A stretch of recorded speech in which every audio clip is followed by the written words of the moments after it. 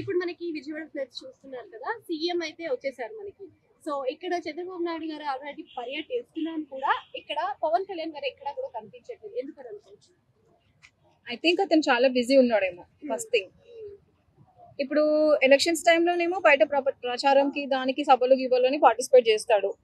ఖాళీ టైంలో మాత్రం అయితే కనిపించాడు. దాన్ని బట్టి సింపుల్ గా ఏమర్థం అవుతుందంటే ఇక్కడ ప్రాబ్లమ్స్ వచ్చినప్పుడు బయటకు వస్తున్నారు.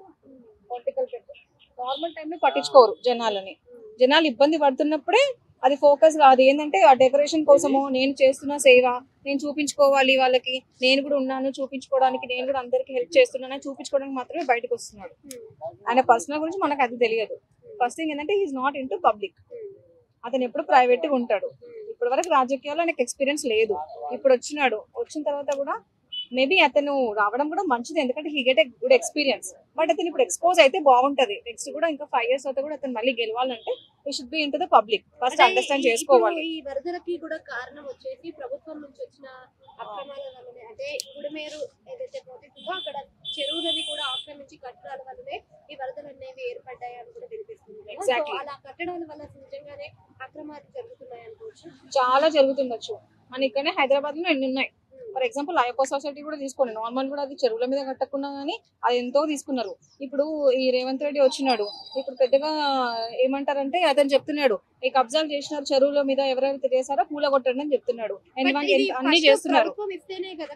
అవునండి. ఇప్పుడు అంతకు ముందు కేసీఆర్ ఏం చేయలేదు, మరి ఇప్పుడు చేస్తున్నాడు ఇతను రేవంత్ రెడ్డి. అంటే is taken right decision, but చాలా లేట్. ఇంకోటి ఏంటంటే ఆ చెరువుల మీదనే కబ్జా చేసినందుకే ఇప్పుడు వాటర్ అంతా ఎక్కడికి వెళ్తుంది? ఇప్పుడు మొత్తం ఫ్లడ్స్ వస్తే అవన్నీ ఇప్పుడు ఇళ్ళన్నీ మునిగిపోతాయి. అదే చెరువులు ఓపెన్ ఉంటే అవి అన్ని కలిసిపోతాయి కదా.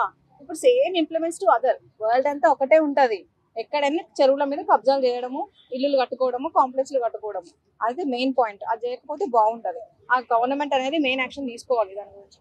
అయితే పవన్ కళ్యాణ్ బయటకు రాకపోవడానికి కారణం ఆయన ఏమంటారంటే క్రౌడ్ ఎక్కువ వచ్చేస్తుంది, గవర్నమెంట్ రావద్దని చెప్తుంది అని చెప్పేసి అంటారు. క్రౌడ్ ఎక్కువ వస్తుంది అంటున్నా. దేనికంటే క్రౌడ్ ఫ్లడ్స్ బాగా ఇబ్బంది అయిపోతుంది, ఈ టైంలో మీరు బయటకు రావద్దు అని చెప్పేసి గవర్నమెంట్ చెప్పిందని చెప్పేసి అంటున్నారు. అది ఎంతవరకు నమ్మచ్చు? అది వేస్ట్ అండి. క్రౌడ్ ఉంది అంటే మన ప్లేసెస్ కూడా ఉన్నాయి. ఇప్పుడు క్రౌడ్ ఉంది అది ఉంది అని వేస్ట్ ముచ్చట్లు అవన్నీ. నిజంగా చెప్పాలంటే అప్పుడు క్రౌడ్ ఉంది అదే అంటున్నాను. ఎలక్షన్ టైంలో సభలు గిభలను ఇన్వైట్ చేస్తారు కదా, పెద్ద పెద్దవి స్టేజ్లు వేసుకొని. అప్పుడు మాత్రం క్రౌడ్ ఉండొచ్చు. అప్పుడు మాత్రము అందరికీ సేవలు చేస్తాము, మీరు అందరు రండి అని పిలుస్తారు. మళ్ళీ ఇప్పుడు క్రౌడ్ వస్తే ఇప్పుడు ప్రాబ్లం ఏమవుతుంది? అక్కడ ఎందుకు ప్రాబ్లం అవుతుంది? అది ఫస్ట్ జనాలు అబ్జర్వ్ చేసుకోవాలి. ఈ విషయంలో చంద్రబాబు నాయుడు గారు కొంచెం మెచ్చుకోవచ్చు అనుకోవచ్చు. నైట్ టైంలో కూడా కొంచెం బయటకు వస్తున్నారు. ఇప్పుడు ఇంతవరకు రెడ్ బుక్ పట్టుకు తిరిగిన లోకేష్ బాబు గారు ఎక్కడున్నారు? ఏమండి అది మనకు తెలియదు. First of all Chandrababu Naidu అయితే చాలా సంవత్సరాల తర్వాత ఆయనకు రాజకీయాల్లోకి వచ్చారు.